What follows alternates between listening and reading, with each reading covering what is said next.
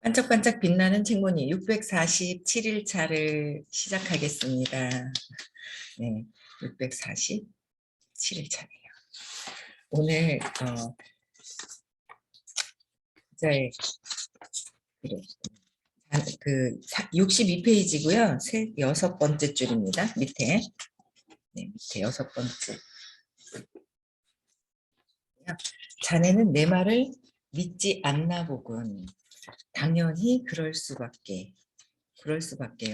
느닷없이 낯선 사람이 나타나서 왜 저를 돕겠습니까? 믿으라고 하시는 게 더 무리입니다. 내가 현금 3억 원이 든 가방을 갖고 있으면 믿을 텐가? 죄송합니다. 제 말이 언짢으셨다면 사과드립니다. 저도 어르신 말씀을 전혀 못 믿는 건 아니, 설령 내가 지금 자네에게 현금 3억 원을 줬다고 해보게. 그걸 자네는 어떻게 쓸 텐가? 분명 먼저 빚을 갚겠지? 하지만 그게 끝이 아니야. 어차피 똑같은 실패를 되풀이하게 되거든. 돈에 농락당하는 수많은 사람들이 걷는 길이지. 아닙니다. 분명 다시 한번 기회가 오면 뭔가 이 노인 앞에서 나는 큰 소리를 칠 용기가 없었다. 솔직히 과거로 돌아가서 다시 시작한다 해도 결과는 마찬가지일 것 같다. 어르신, 아니 조커님이라고 부르면 됩니까? 그러면 지금까지 제 이야기를 들어주시지 않겠습니까? 제가 왜 지금 여기서 이렇게 방황하고 있는지 조커님께 속 시원히 털어놓고 싶습니다. 광장 주변에서는 백화점의 장식용 전등이 반짝였다. 하늘은 이미 캄캄해졌지만 그 불빛이 우리 두 사람을 밝게 비추고 있었다. 아직 이 노인이 정체를 제대로 알지는 못하지만 나는 지난 3년간 있었던 일을 놓기로 결심했다. 그러자 이상하게도 더 이상 추위가 느껴지지 않았다. 근데 여기서 이제 노인이 뭐라 그랬어요? 농락당한다 그랬죠? 3억 원이 있으면 그걸 가지고 다시 어떻게 해요? 먼저 빚을 갚겠지. 그러니까 부족한 게 있으면 그 빚을 갚는단 말이에요. 그거보다 더 중요한 거는 뭐예요? 똑같은 실패를 되풀이해서 또 빚이 또 진다는 거죠. 그러니까 근본적으로 돈이 없어서 돈을 넣는다고 해서 해결되는, 그러니까 겉에 돈은 보이는 거잖아요. 보이는 물질인데 보이지 않는 이 돈에 대한 에너지부터 정리가 되어야 되는 거예요. 그래서 사람들은 그렇게 넣는다고 해서 돈이 그냥 있어서가 아니라 돈이 있지만 내가 그 돈을 다룰 수 있는 그 에너지, 의식이 되지 않으면 이게 흘러버리는 거죠.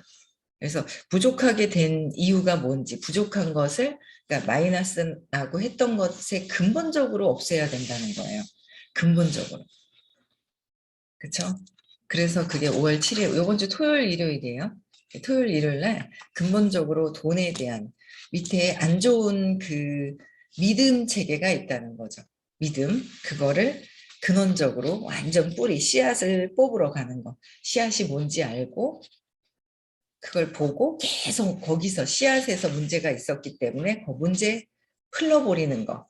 그래서 그걸 이제 바꿔야 한다는 거죠. 네. 그래서 리스크, 그다음에 리스크예요. 부자는 돈이 줄어드는 것을 두려워할까? 할까요? 돈이 줄어드는 것에 과감하게 투자할 땐 투자하겠죠. 근데 가난한 사람들은 자기 투자하는 거, 자기 개발하는 거에 아까워하죠. 자기 개발하는 거, 자기가 성장하는 거에 투자를 해야 되는데 거기에 성장하는 거에 투자를 해야 되는데 돈 나가는 걸 봐요. 네, 나가는 걸 보죠. 그래서 과감하게 투자할 수 있어야 내가 성장이 되고 모든 것들이 뒤바뀌어 버릴 수 있는데, 네. 65페이지예요. 오후 7시. 조금 전까지만 해도 간간히 보였던 아이들이 사라지고 어느새 주변은 퇴근하는 직장인들과 데이트를 즐기는 연인들로 넘쳐났다. 그러나 다시 떠들썩한 도시 속의 에어포켓 들어온 것처럼 우리 두 사람 사이에는 주희와는 전혀 다른 시간이 흐르고 있었다. 저는 원래 지방은행에 다니는 은행원으로 심사과 업무를 보았습니다. 고객들이 가지고 오는 사업계획서나 계산서를 보고 은행에서 얼마나 융자가 가능한지, 그리고 융자를 거절할지 말지를 심사하는 부서입니다. 오호, 아주 훌륭한 곳에 있었구만. 아, 이름은 그렇죠. 거의 온종일 얼굴이 새파랗게 질려서 찾아오는 소규모 공장의 사장들을 상대했습니다. 그들은 팔리지도 않고 재고를 끌어안고 이러지도 저러지도 못한 채 저희를 찾아와서는 울며불며 매달렸죠. 그걸 처리하는 게 제 일이었었고요. 그런데 그들 대부분은 생각이 있는 건지 없는 건지 회사가 벼랑 끝에 있는데도 은행에 벤츠를 타고 오는 겁니다. 물론 경기가 좋을 때 산 것이겠지만요. 그래도 여전히 잘 나가던 시절에 머물러 허우적거리면서 돈을 빌려달라고 하는 꼴이라니. 아무튼 그들은 돈을 어떻게 쓸지 전혀 모르고 있었습니다. 돈을 어떻게 쓸지 전혀 몰랐다고? 네, 사실 저희 은행 내에서도 회수하러 다니는 사람들이 더 곤란했을 겁니다. 그 사람들한테 욕을 많이 먹었거든요. 왜 이런 안건을 받아줬냐는 거죠.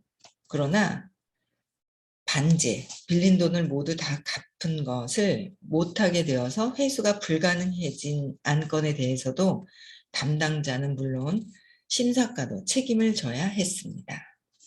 그러다 보니 처음에는 사업계획서를 꼼꼼히 읽고 융자 심사를 했는데 점점 담보 물건과 연대 보증인 부분만 보게 되더군요.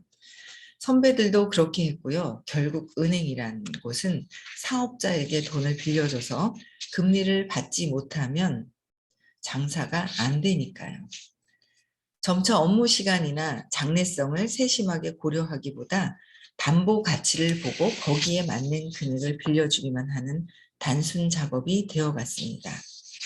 사실 회수를 생각하면 그게 합리적이었죠. 그런데 그렇게 일을 하다 보니 보람 같은 건 순식간에 사라져 버리더군요. 혹시 예대율이라고 아십니까? 고객의 돈을 얼마나 맡아서 사업자에게 얼마나 빌려주느냐를 보여주는 비율인데 저희 은행 예대율은 50%였습니다. 즉 금융상품을 팔아서 절반밖에 빌려주지 않았던 거죠. 다시 말해 많은 돈을 사업자에게 빌려주지 않고 부지런히 국채를 매입해서 나라의 빚을 늘리는데 보태고 있었던 겁니다.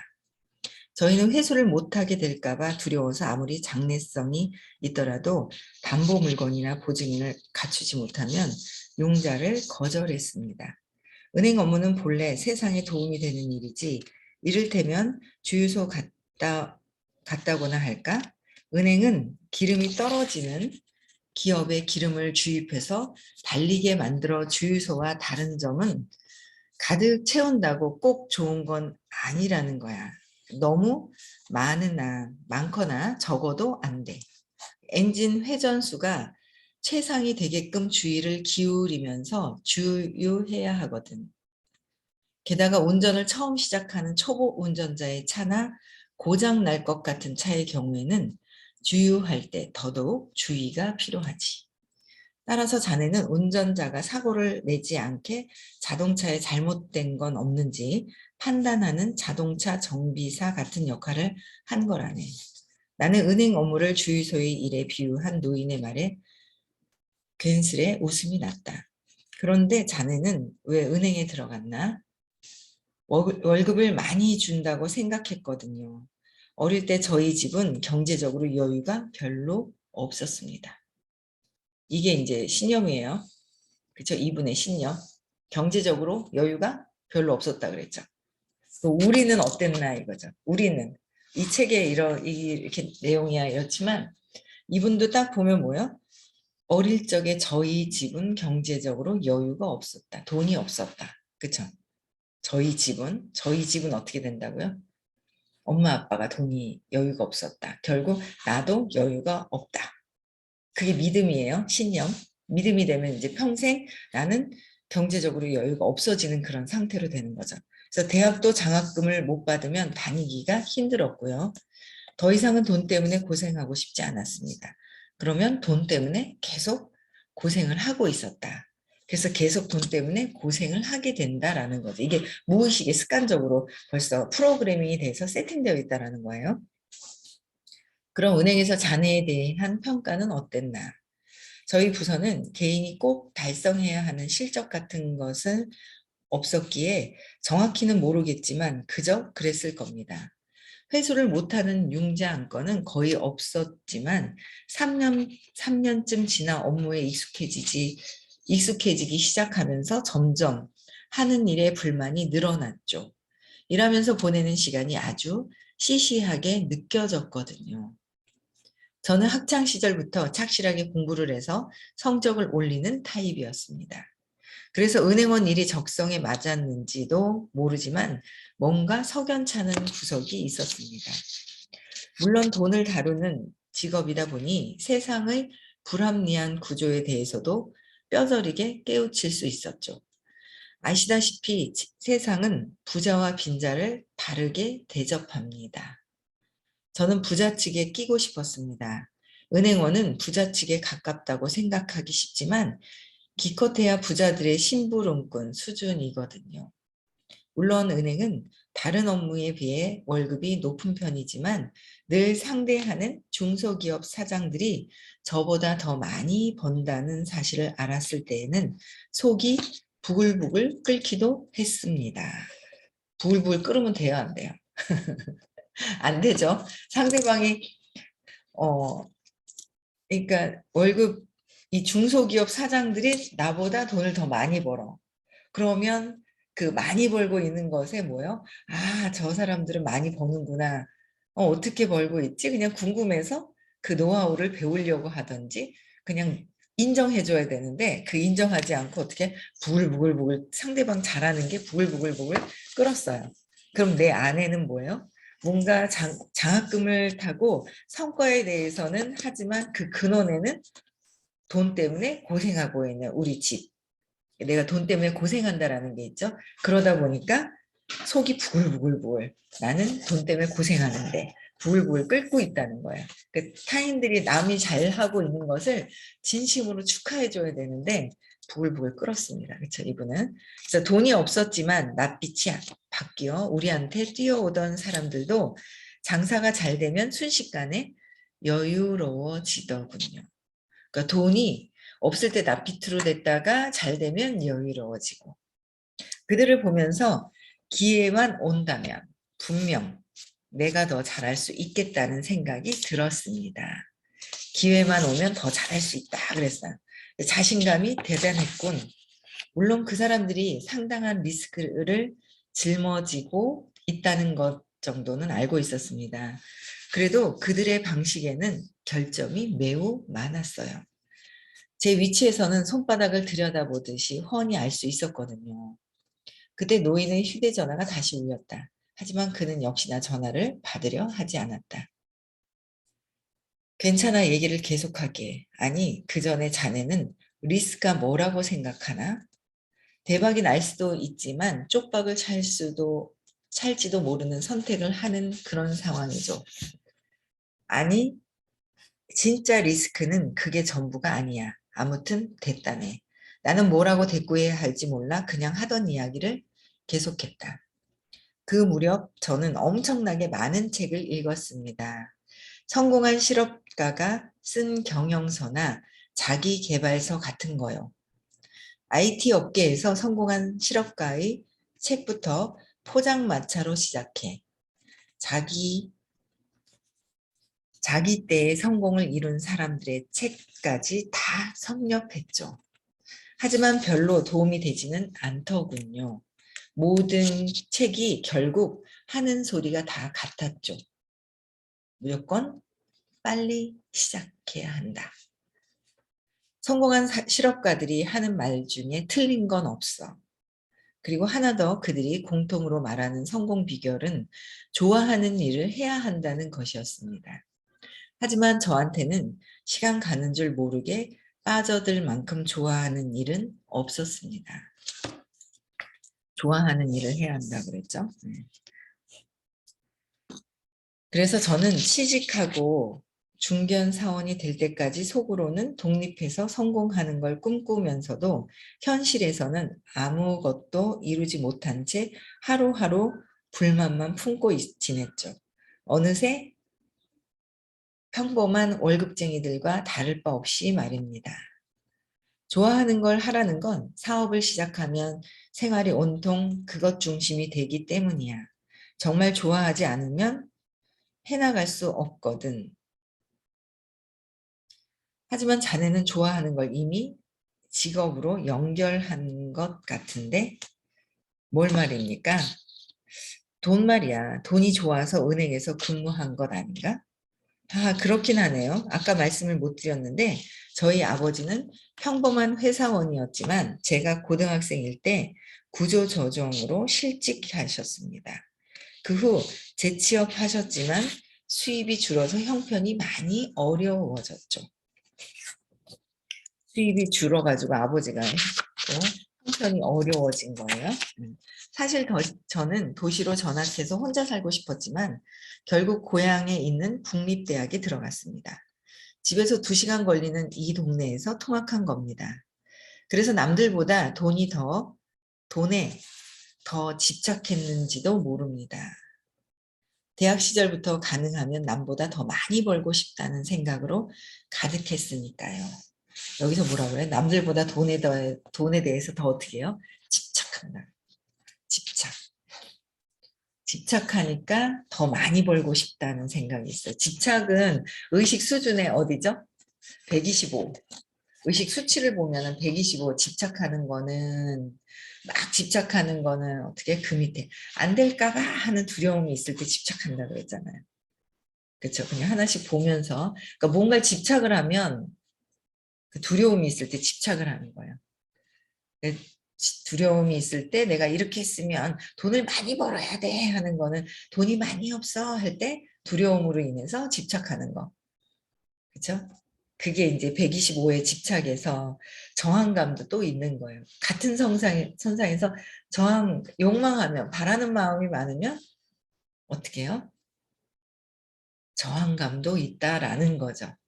근데 이거를 공부를 하면서 알아차리면서 에너지를 빼면서 하는 거예요. 하루아침에 이 돈에 대한 게 싹 없어지는 경우도 있지만 또 그렇지 않은 이 전에 느꼈던 아버지가 지금 실직을 하고 돈이 없었고 가정 형편이 어려웠고 했던 것들이 얼만큼의 오랜 세월을 그런 느낌을 갖고 있느냐. 그런 느낌이 있는 거예요. 엄마가 지긋지긋해하는 거, 돈에 대한 막 안 좋은 돈을 그냥 할머니 돈 1,000원짜리 막 빼서 달달달달 떨면서 얼른 써버리고 싶은 훔쳤을 때의 그 느낌들, 사라졌을 때의 그 느낌들. 저희 딸이 아빠가 그때 뭐 때문에 그랬는지 저금했던 돈을 100만 원을 대학교 다닐 때인가요? 하여튼 빌렸어요. 고등학교 때인지는 모르겠어요. 하여튼 그 가지고 갔어요. 빌린다고 가져갔는데 안 갚은 거죠. 얼른 안 갚았는데 이 수업을 들으면서 제가 얼른 갚으라고 했어요. 그랬더니 갚았어요. 갚았거든요. 그런데 저희 딸은 느낌이 갚아서 와 내가 다시 풍요로워졌네 라는 느낌을 받은 게 아니라 100만 원이 쑥 사라졌을 때 그 느낌이 남아있는 거예요. 근데 돈은 갚았어요. 몇 년 지나서. 갚아야 된다 그래서 빨리 그 느낌을 없애주려고 갚았는데 근데 갚아도 뭐요? 받았는 느낌을 갖고 있는 게 아니라 없어진 그 느낌이 남아있는 거예요. 그래서 돈에 대한 걸 다시 또 하라고 그랬죠. 그 느낌이 사라져야 돼. 그러니까 지금 빠져나가고 갚았고 뭐 이런 느낌 중에서 내가 갖고 있는 그 느낌이 뭐가 남아있느냐가 더 중요한 거예요. 내가 어떤 느낌이 더 남아있느냐. 근데 우리가 자꾸 결핍으로 들어가면요. 풍요로운 것도 굉장히 많은데 그 결핍되고 없었던 것만 기억을 하고 있다는 거예요. 그 느낌, 안 좋은 그 느낌만 보고 있다. 똑같은 거죠. 하얀 칠판에 점을 하나 꼭 찍어 놓으면 그 점만 기억하는 거. 그게 점만 기억하는 게 내 믿음, 신념이고, 근데 그거를 기억을 해서 그 느낌이 안 좋은 거를, 느낌이 벌써 세팅돼 있는데 안 보고 나는 괜찮아 괜찮아 하는 경우도 있어요. 그게 회피하는 거잖아요. 올라올 때 억압시켜 놓고, 그러니까 억압하고 회피하고 아니면 표출하고, 그게 굉장히 익숙해져 있는 거예요. 대다수의 이제 사람들이 진짜 상위 5% 아닌 다음에는 안 좋은 95%, 그리고 의식 수치에도 200 이하가 78%, 거진 80%가 200 이하의 수치에 담겨져 있는 거잖아요. 근데 어느 정도 또 돈이 들어와도 빠져나가는, 크게 빠져나가는 경우, 작게 빠져나가서 어쨌든 모여져서 크게 빠져나가든, 그 느낌이 안 좋은, 돈을 봤을 때, 여러분들 돈을 봤으면 돈을 좋아하는 마음은 있죠. 돈을 좋아하는 마음은 있는데 어떠냐는 거죠. 돈을 썼을 때, 카드 대금 낼 때 신나게 카드는 써놓고 썼는 느낌을 보느냐, 낼 때 빠져나간 것을 보느냐.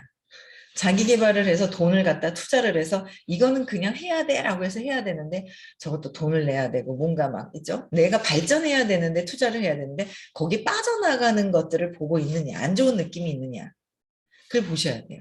안 좋은 느낌이 더 많으면 이거는 많은 분들이 더 많죠. 그렇죠? 이렇게 돈을 쌓아놓고 잘 운영하기 전에는 안 좋은 그 느낌이 있는 거예요. 근데 또 작은 돈을 모아서 어느 정도 모아서 잘 운영하는 친구들도 있더라고요. 젊은 친구가. 근데 보면 돈을 벌 때 찔끔찔끔 버는 거를, 크게 버는 걸 안 해요. 근데 여러 가지가 있어요. 조금씩 잘 모으는 형태도 있지만 벌 때 버는 거를 진짜 저 사람들을 위해서 벌어주는 건지, 벌도록 안내를 하는 건지, 내가 나를 위해서 벌려고 하는 건지도 틀리고 여러 가지가 다 틀리더라고요.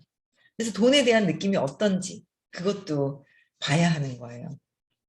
돈에 대한 그 느낌이 무엇이 있는지 그걸 다 보고 하나하나 다 적어야 돼요. 무의식에 있는 거. 우리는 돈이 많으면 참 좋지 않아요? 돈이 많으면 좋아요. 편리해요. 근데 저도 그 생각은 되게 허황되게 좋아했었구나라는 생각을 참 많이 해요. 요새 허황되게. 이거 하면 이렇게 그냥 큰 거, 좋은 거, 뭐 막 있죠. 허황되게 얘기를 하잖아라고 얘기를 전에부터 강의를 하실 때 보면, 저 내 얘기는 아닌데? 내 얘기는 아니라고 생각을 했어요. 근데 호킨스 박사님이, 선생님도 뭐 우리 35평도 우리 두 부가 살기는 커라고 얘기하시는 거예요. 그러고 보니까 아빠가 사라지시고 짐을 확 버려버리니까, 없애버리니까 제가 살고 있는 것도 두 부부가 살기는 크더라고요. 그래서 줄이려고 그래요. 지금 줄이려고 하는데 집이 지금 안 나가고 있어서 줄이려고 하는데, 호킨스 박사님도 보면 진짜 작은, 뭐 가보진 않은, 선생님은 가보셨어요. 호킨스 박사님 댁에. 근데 진짜 자그마하게 작은 뭐 책상 하나 있고 그냥 두 분 누워서 잘 정도의 어떤 작은 그런 집이었다고 얘기를 하시더라고요. 그러니까 근데 그래, 그러면 돈이 더 남잖아. 남으면 어떻게 해요? 기부하면 되고. 기부하면 되죠. 그 돈을 잘 써야 되는 거예요.